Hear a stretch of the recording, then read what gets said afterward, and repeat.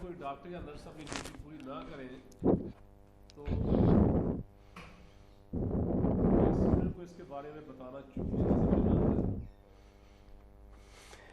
ذمہ داران حضرات کو اگر اطلاع اس لیے دی، پہلے تو کوشش کرنی چاہیے نا کہ اپنی اس بہن کو یہ توجہ دلائی جائے کہ آپ کا کام ہے یہ کرا، توجہ سے کیا کریں.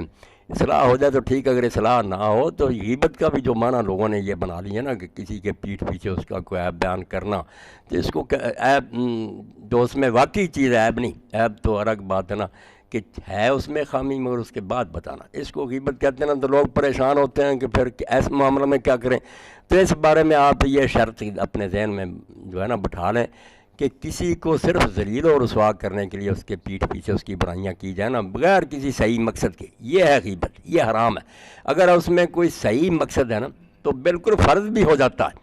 کوئی شخص ہے وہ کسی جگہ منگنی کا پیغام دیتا، آپ کو اس کے بارے میں پتہ کہ یہ خاندان تو بڑا گندا اور یہ بچہ جو ہے یہ نشہ کرتا، تو آپ اگر بتا دیتے ہیں بچی والوں کو کہ یہ حرامی ایسا ہے، تو یہ وہ غیبت نہیں جس کے بارے میں دین نے کہا کہ وہ حرام ہے. یہ تو فرض ہے کہ آپ خیر خواہی کریں، ان کو اس گڑھے میں گرنے سے بچا لیں.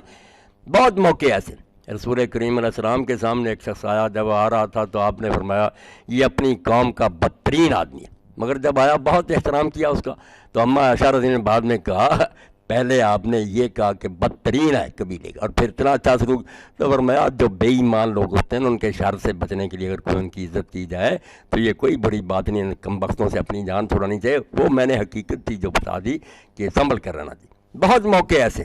تو اگر جائز ہے نیت، والد کو آپ بتا رہے ہیں کہ آپ کا بچہ بری صحبت میں ہے، یہ تو خیر خواہی ہے، یہ وہ غیبت نہیں جو صرف کسی کو ذلیل کرنے کے لیے نا کوئی جائز مقصد نہیں، نہ متعلقہ آدمی آپ خواہ خواہ لوگوں میں بدنام کرتے پھر. تو اگر وہ رویہ ٹھیک کر لیں تو ٹھیک ہے، ورنہ ذمہ داران کو اطلاع دینی چاہیے. یہ بھی آپ کے فریضے میں شامل ہے.